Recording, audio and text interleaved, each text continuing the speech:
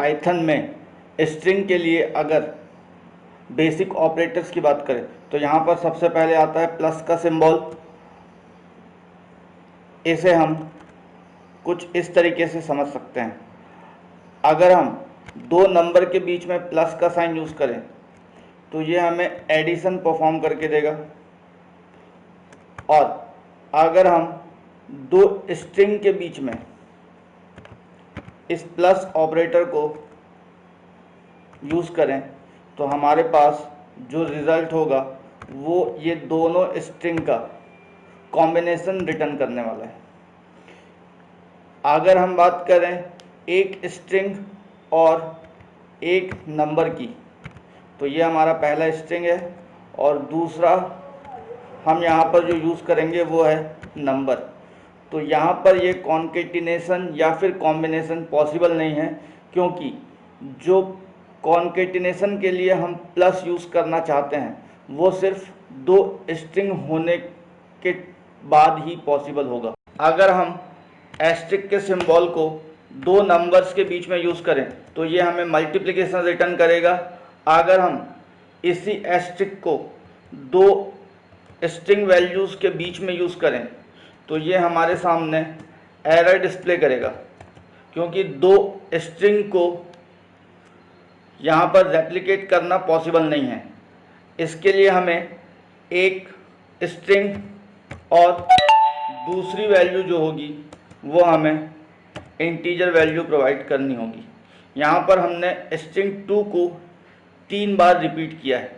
ठीक इसी तरीके से हम पहले कोई इंटीजर वैल्यू, उसके बाद कोई स्ट्रिंग जिसे हमें रेप्लिकेट करना है उसे इनपुट करेंगे तो भी हमारे पास इसका आउटपुट हमारे स्ट्रिंग का रेप्लिकेशन के फॉर्म में होगा।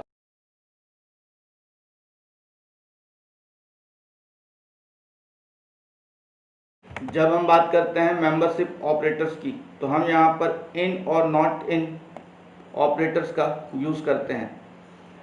अगर हम किसी सब स्ट्रिंग को किसी स्ट्रिंग में सर्च करते टाइम इन ऑपरेटर का यूज़ करते हैं और वो सब स्ट्रिंग हमारे स्ट्रिंग में प्रेजेंट है तो ये इन ऑपरेटर हमारे पास रिज़ल्ट रिटर्न करता है ट्रू का। अदरवाइज़ ये हमारे पास रिटर्न करेगा रिज़ल्ट फॉल्स।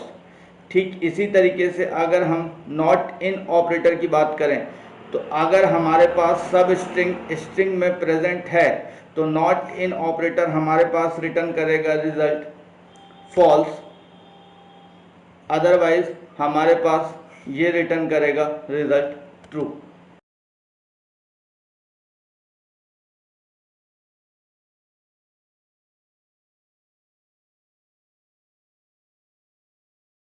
अगर हम बात करें कंपैरिजन ऑपरेटर की तो कंपैरिजन ऑपरेटर दो स्ट्रिंग के बीच में इक्वालिटी और नॉन इक्वालिटी को चेक करता है।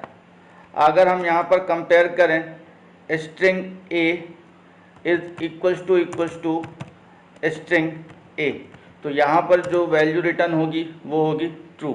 ठीक इसी तरीके से अगर हम कंपेयर करें स्ट्रिंग ए को स्ट्रिंग ए बी सी के साथ तो ये वैल्यू रिटर्न करेगा फॉल्स। अगर हम इसी को चेंज करके नॉट इक्वल का साइन लगा दें तो ये रिटर्न करेगा ट्रू, और अगर हम ए के साथ नॉट इन लगाकर ए को कंपेयर करें तो ये रिटर्न करेगा फॉल्स।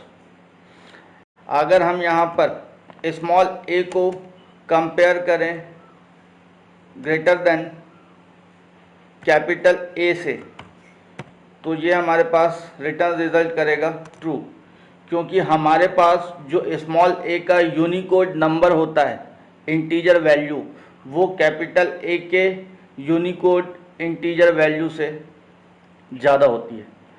ठीक इसी तरीके से अगर हम ग्रेटर देन के सिंबल को चेंज कर दें और इसे लेस देन कर दें तो ये रिटर्न रिजल्ट करेगा फॉल्स का। आप इसी तरीके से less than equal to, greater than equal to और बाकी सभी रिलेशनल ऑपरेटर्स या फिर कंपैरिजन ऑपरेटर्स को स्ट्रिंग के साथ भी यूज़ कर सकते हैं।